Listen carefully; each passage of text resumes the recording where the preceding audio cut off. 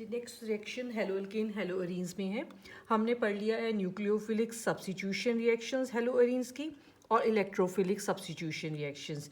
इसके बाद third reaction आती है रिएक्शन विद मेटल्स, जिसमें फर्स्ट हम पढ़ेंगे वुड्स फिटिक रिएक्शन।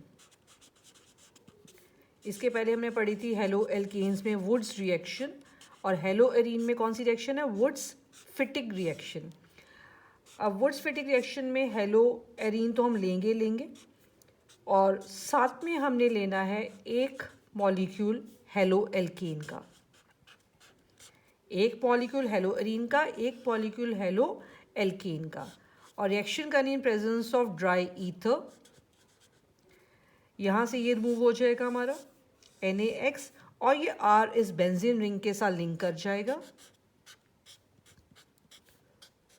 और साथ में क्या बन जाएगा? NaX। अगर हम बैलेंस करते हैं तो ये 2NaX आ जाएगा।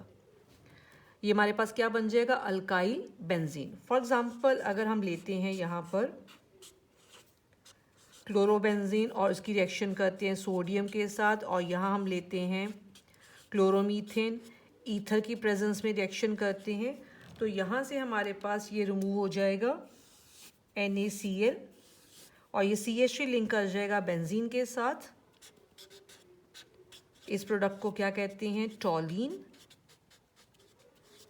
या इसको बोलते हैं मिथाइल बेंजीन। टॉलीन या मिथाइल बेंजीन, तो अल्काइल बेंजीन्स बन जाएंगे इस रिएक्शन से। वुड्स फिटिक के बाद दूसरी रिएक्शन हम करते हैं विद मेटल्स, जिसका नाम है फिटिक रिएक्शन। दोनों रिएक्शन में डिफरेंस ये है, इसमें एक मॉलिक्यूल हेलोअरीन का, एक हेलोअल्केन का। इसमें दोनों मॉलिक्यूल्स जो है हमारे वो हेलोअरीन के हैं।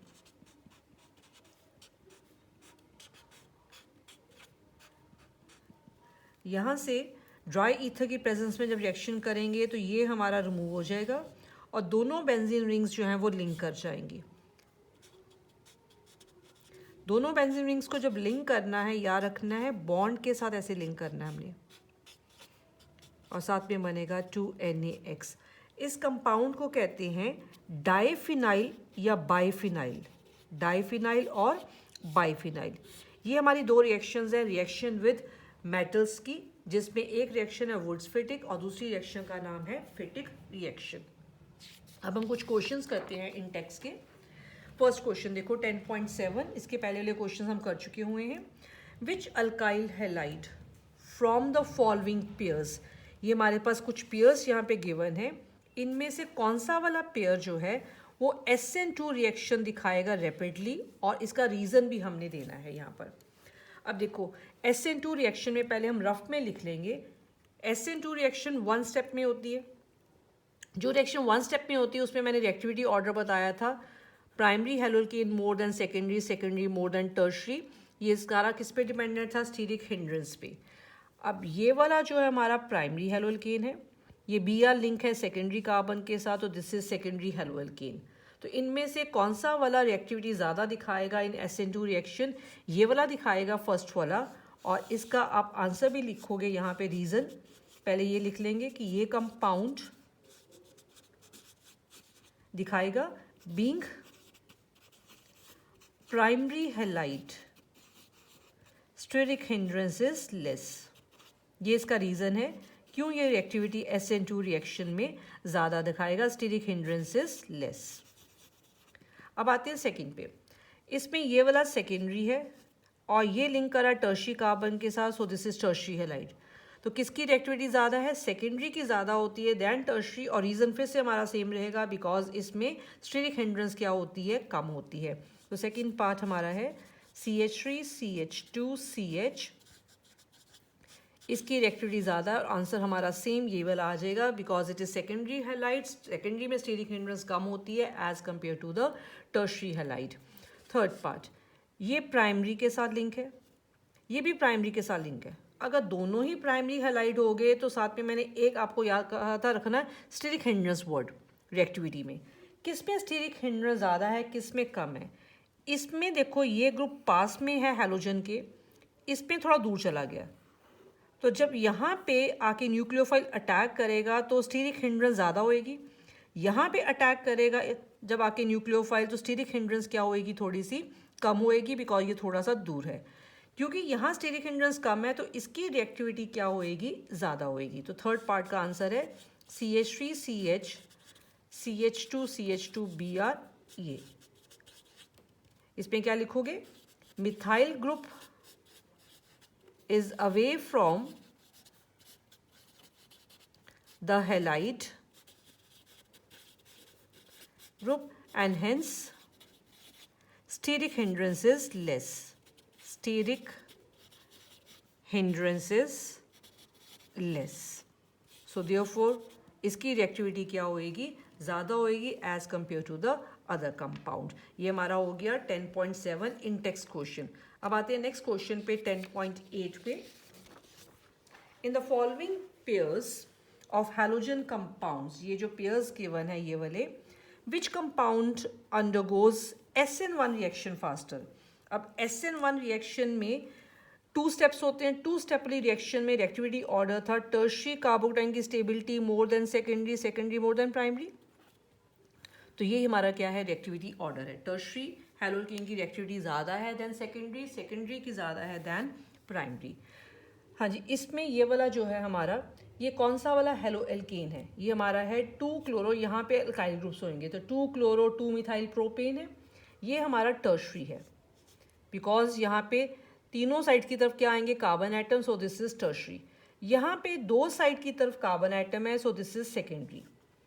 किसकी ज़्यादा होगी रिएक्टिविटी, टर्शरी की ज़्यादा है as compared to the secondary.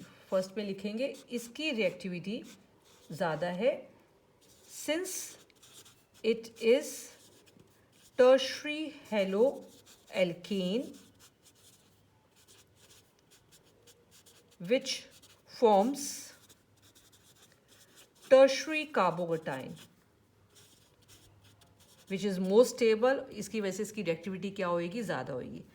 इसमें ये वाला हमारा एक ही कार्बन के साथ लिंक कर रहा है Cl, तो दिस इज प्राइमरी। ये लिंक कर रहा है 2 साइड्स की तरफ कार्बन के साथ, सो दिस इज सेकेंडरी। तो किसकी रिएक्टिविटी ज़्यादा है, सेकेंडरी हेलोएल्केन की ज़्यादा है देन टर्शरी।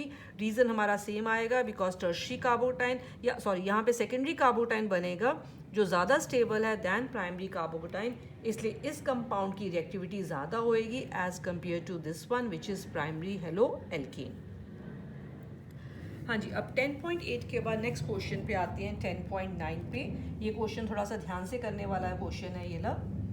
आइडेंटिफाई ए, ये आइडेंटिफाई करना है, बी आइडेंटिफाई करना है, ये सी आइडेंटिफाई करना है हमने, यहाँ पे डी को आइडेंटिफाई करना है, ये वाला डी, ये डी जो हैवी वाटर वाला ड्यूटीरियम है, ये डी को आइडेंटिफाई करना है, ई को आइडेंटिफाई करना है, आर डैश को करना है और आर को, ये जो मैंने अंडरलाइन किए हैं ये हमने आइडेंटिफाई करने हैं। A B C D E R and R dash को आइडेंटिफाई करना है कि ये क्या है।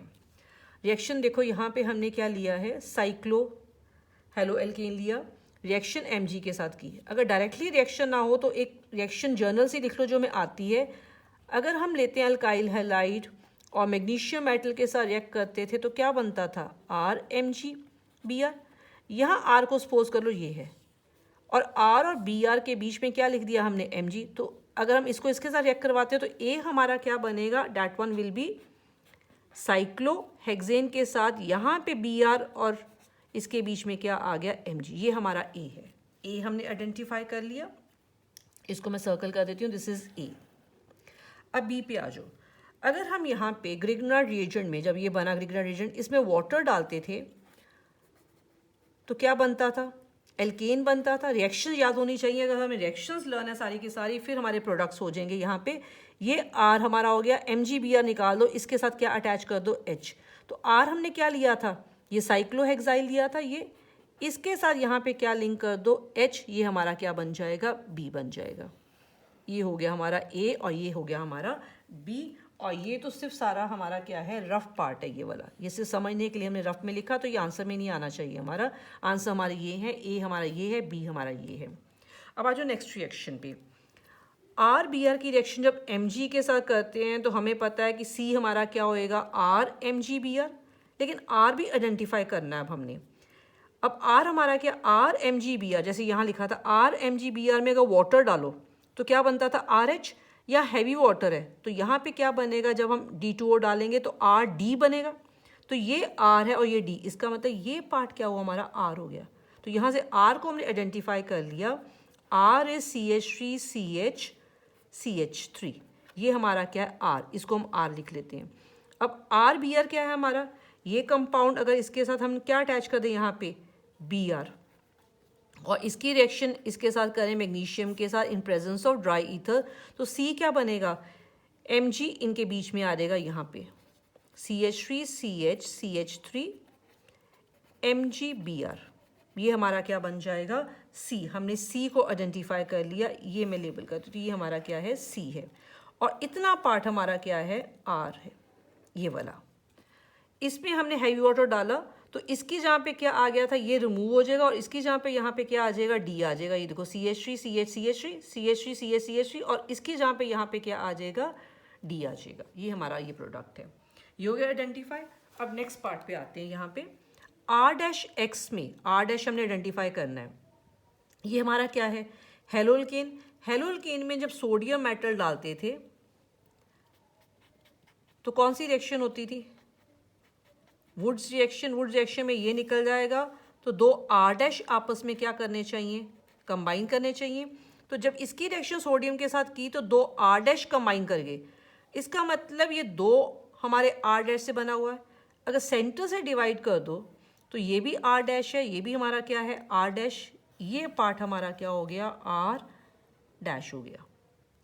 तो यहाँ पे R- को कॉपी करो, ये वाला पार्ट, ये हमारा क्या है CH3CH3 ये, और ये किसके साथ लिंक किया X के साथ, तो ये पूरा कंपाउंड हो गया हमारा, ये हमारा क्या हो गया R- हो गया, ये वाला, ये हमारा R है एंड दिस इज R-। अगर हेलो एल्केन में मैग्नीशियम डालते थे तो क्या आता था, R और X के बीच में Mg आता है, तो यहाँ पे भी ये D हमारा क्या होएगा, इन दोनों के बीच में यहाँ पे क्या आ जाएगा Mg आ जाएगा, CH3CH3, यहाँ पे क्या आ गया Mg और ये हो गया X, ये हमारा क्या हो गया D, ये हमारा R- है जो आइडेंटिफाई करना था, and this whole is a D। तो ये रफ में पहले आप आइडेंटिफाई कर लो, उसके बाद आप रिएक्शन को, ये क्वेश्चन इसके नीचे रिएक्शन को कॉपी कर दो, ए को लिख के पूरा और बी को लिख के, इस तरीके से हमने आंसर्स जो हैं लिखने हैं। ये अभी सारा का सारा जो आइडेंटिफाई किया ये हमने रफ में आइडेंटिफाई किया, सर्कल करके मैंने यहाँ पे आंसर्स लिख दिए, ये पार्ट्स हमने क्या करने थे, आइडेंटिफाई करने थे। ये हमारा है 10.9 क्वेश्चन। हाँ जी, अब एक टॉपिक रह गया है इस चैप्टर का, हमारा लास्ट टॉपिक है पॉलीहैलोजन कंपाउंड्स। पॉलीहैलोजन का मतलब एक से ज़्यादा हैलोजन वाले कंपाउंड्स, पॉलीहैलोजन कंपाउंड्स। इसमें सबसे पहला कंपाउंड हम पढ़ेंगे मिथाइलिन क्लोराइड, कॉमन नेम है मिथाइलिन क्लोराइड। ये टॉपिक सिर्फ लर्न ही करना है आपने एज इट इज़ ही, और इसका IUPAC नेम है डाइक्लोरोमीथेन। मीथेन में से 2 हाइड्रोजन एटम रिमूव किए और उनके जहाँ पे 2 हमने Cl अटैच कर दिए, ये इस कंपाउंड का फॉर्मूला है CH2Cl2। अब आता है प्रिपरेशन इस कंपाउंड की, इसको प्रिपेयर कैसे करते हैं। मीथेन की रिएक्शन कर दो क्लोरीन के साथ, free radical chlorination in presence of sunlight, तो यहाँ से 2 हाइड्रोजन रिमूव करके Cl अटैच कर देंगे, साथ में बाय प्रोडक्ट बन जाएगा HCl। इस तरीके से हम क्या प्रिपेयर कर सकते हैं मिथाइलिन क्लोराइड को। अब आते हैं इसके यूजेस पे, कहाँ यूज में आता है ये। मेडिसिन बनाने के काम आता है, मीन्स फार्मास्यूटिकल कंपनीज में काम में आता है, और फूड इंडस्ट्री में ये काम में आता है। ये हो गया हमारा फर्स्ट कंपाउंड मिथाइलिन क्लोराइड। अब आते हैं नेक्स्ट कंपाउंड पे, विच इज़ क्लोरोफॉर्म, और इसका IUPAC नेम है ट्राइक्लोरोमीथेन। ट्राइक्लोरोमीथेन मतलब अब मीथेन में से हमने 3 हाइड्रोजन एटम रिमूव करने और उसके यहाँ पे 3 Cl अटैच करने, ये हो गया इसका फॉर्मूला CHCl3। अब आते हैं इसकी प्रेपरेशन पे। इसको प्रिपेयर कैसे किया जाता है? सेम वही रिएक्शन है ये वाली हमारी। अगर हम मीथेन की रिएक्शन करते हैं क्लोरीन के साथ तो सनलाइट की प्रेजेंस में, अब 3 हाइड्रोजन रिमूव करके 3Cl अटैच कर देंगे and we will get chloroform. Properties इस कंपाउंड की, स्वीट स्मेलिंग लिक्विड होता है ये,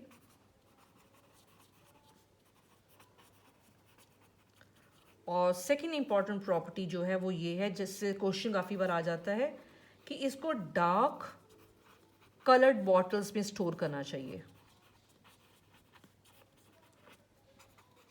इसको स्टोर करने के लिए हमें डार्क कलर्ड बॉटल्स को यूज़ करना चाहिए, बिकॉज अगर ये सनलाइट की प्रेजेंस में आता है, फॉर एग्जांपल CHCl3, अगर ये एयर और सनलाइट के कांटेक्ट में आता है तो ये ऑक्सीडाइज हो जाएगा to a poisonous gas COCl2। इसे पॉइजनस गैस बन जाएगी COCl2, जिसका नाम है फॉस्चीन गैस। कौन सी गैस बन जाएगी? फॉस्चीन गैस, जो कि पॉइजनस है। इसलिए इसको डार्क कलर बॉटल्स में स्टोर करते हैं ताकि इसमें लाइट जो है वो एंटर ना कर सके। ये हो गया हमारा क्लोरोफॉर्म की प्रेपरेशन एंड प्रॉपर्टीज। अब आते हैं यूज इसका क्या है क्लोरोफॉर्म का। इसको यूज किया जाता है फैट्स, वैक्सेस, रेजिन और रबर इंडस्ट्री में यूज किया जाता है एज सॉल्वेंट। कंपाउंड्स को डिजोल्व करने के लिए यूज करते हैं। हाँ, और दूसरा इंपॉर्टेंट यूज है वंस यूज्ड, अभी नहीं हम इसको यूज करते हैं, once used as an anaesthetic agent. Anaesthetic agent मतलब सर्जरी के पहले एनेस्थीसिया जो हम देते हैं उसके लिए इसको यूज किया जाता था इन सर्जरी। लेकिन आजकल हम इसको यूज जो है नहीं करते हैं एनेस्थीसिया के लिए, बिकॉज ये पॉइजनस गैस में एक तो कन्वर्ट हो सकता है, ये इसकी प्रॉब्लम हो सकती है, और इसकी डोज जो होती है उसको कंट्रोल करना मुश्किल होता है। इसलिए इसको आजकल जो हम एनेस्थीसिया के लिए यूज़ में नहीं लाते हैं। नेक्स्ट, अब इसके बाद कंपाउंड हम करते हैं। थर्ड कंपाउंड हमारा ट्राई आइडोमीथेन, और कॉमन नेम है इसका आइडोफॉर्म। जैसे अभी हमने क्लोरोफॉर्म किया, अगर 3 हाइड्रोजन रिमूव कर दें मीथेन से बाय द आई एटम्स, तो इस कंपाउंड को क्या कहते हैं? आइडोफॉर्म कहते हैं। ओके, इसकी प्रेपरेशन ये आगे हमारे चैप्टर्स में भी आएगी, प्रेपरेशन इस कंपाउंड की। इसको प्रिपेयर करने की काफ़ी रिएक्शंस हैं। मैं अभी रिएक्शन ले रही हूँ इसकी फ्रॉम इथेनॉल।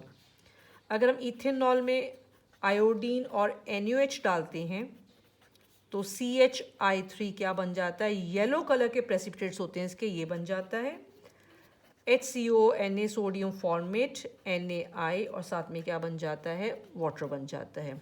एक्चुअल में इसमें से एक कार्बन आप सपोज करो जिसका क्या बन गया है? आइडोफॉर्म बन गया। अब जितने कार्बन आइटम इसमें रह गए उतने कार्बन आइटम वाला सोडियम सॉल्ट ऑफ क्या बनेगा? कार्बोक्सिलिक एसिड बनेगा। आइडोफॉर्म किस कलर का होता है? येलो कलर का होता है। ये है इसका मेथड ऑफ प्रेपरेशन। इथेनॉल की बजाय इसको एसीटोन से भी हम बना सकते हैं, और भी बहुत सारे कंपाउंड्स हैं जिससे आइडोफॉर्म बन सकता है। अब आते हैं इसकी फिजिकल प्रॉपर्टीज़ पे। जैसे अभी मैंने आपको बताया कि ये येलो कलर का क्या होता है? सॉलिड होता है। यूजेस, आइडोफॉर्म जो होता है वो एंटीसेप्टिक होता है, तो वुंड्स की ड्रेसिंग वगैरह करने में इसको यूज़ में लाया जाता है। नेक्स्ट कंपाउंड आते हैं इसके बाद, फोर्थ कंपाउंड पे, कार्बन टेट्राक्लोराइड। कार्बन टेट्राक्लोराइड,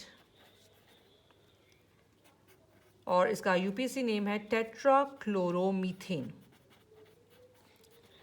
टेट्राक्लोरोमीथेन मतलब मीथेन के सारे हाइड्रोजन रिमूव कर दिया और उनकी जहाँ पे Cl अटैच कर दिया, तो ये बन जाएगा CCl4, कार्बन टेट्राक्लोराइड। अब इसकी प्रेपरेशन भी इन्हीं रिएक्शन से होती है। प्रेपरेशन कि मीथेन की रिएक्शन करो with chlorine in presence of sunlight, सारे हाइड्रोजन को रिप्लेस कर दो बाय Cl। इस तरीके से कार्बन टेट्राक्लोराइड को बनाते हैं। नेक्स्ट इसके बाद करते हैं इसके यूजेस कार्बन टेट्राक्लोराइड के। कार्बन टेट्राक्लोराइड यूज में आता है as refrigerant, as propellant, लेकिन इसके हार्मफुल इफ़ेक्ट्स भी हैं कुछ, फार्मास्यूटिकल इंडस्ट्री में भी काम में आता है ये। हार्मफुल इफ़ेक्ट्स CCl4 की क्या है? अगर ज़्यादा एक्सपोजर हो जाए इसका, अगर एक्सपोजर होता है CCl4 का, तो it causes liver cancer in human. और मोस्ट कॉमन इफ़ेक्ट्स इसके क्या होते हैं? अगर हम CCl4 के एक्सपोजर में आते हैं तो डिजीनेस हो सकती है, नोजिया हो सकता है, वॉमिटिंग हो सकती है उससे, and it can even permanently damage the nerve cells. Nerve cells को परमानेंटली ये डैमेज भी कर सकता है। और CCl4 को जब एयर में रिलीज़ करते हैं तो ये राइज करता है एटमॉस्फेयर में, और ओजोन लेयर को भी ये क्या कर सकता है? डिप्लीट कर सकता है। ओजोन लेयर डिप्लीशन भी हो सकती है बिकॉज ऑफ CCl4। ये हो गया हमारा फोर्थ कंपाउंड। अब नेक्स्ट हम करते हैं fifth compound. Fifth compound is freon. Freons जो होते हैं क्लोरोफ्लोरो कंपाउंड्स होते हैं। क्लोरोफ्लोरो कार्बन कंपाउंड्स को क्या कहते हैं? फ्रियॉन्स, जिसमें Cl भी आएगा और F भी आएगा। दोनों अगर आते हैं ऑफ मीथेन एंड ईथेन के, मीथेन में और ईथेन में अगर हाइड्रोजन को रिप्लेस करके हम Cl और F लाते हैं तो उन कंपाउंड्स को कलेक्टिवली क्या कहते हैं? फ्रियॉन्स कहते हैं। इसकी प्रेपरेशन, इसको प्रिपेयर कैसे किया जाता है? CCl4 अगर हम लेते हैं और उसकी रिएक्शन अगर हम एंटीमनी फ्लोराइड के साथ करें, हीट करेंगे, तो CCl2F2 ये बनेगा, SpCl3 बनेगा। देखो कार्बन में क्लोरो भी आ गया, फ्लोरो भी। ये हमारे पास है फ्रियॉन और ये है फ्रियॉन 12। इसको क्या कहते हैं? फ्रियॉन 12 कहते हैं। ये हमारा हो गया प्रेपरेशन ऑफ फ्रियॉन। फ्रियॉन की प्रेपरेशन के बाद अब हम लास्ट कंपाउंड पे आते हैं, दैट इज DDT। अब आते हैं DDT का common name, para para dash dichloro diphenyl trichloro ethane. देखो इसकी structure, ethane means 2 carbon atom, पहले 2 कार्बन एटम लिखे, नंबरिंग कर लेते हैं 1 और 2।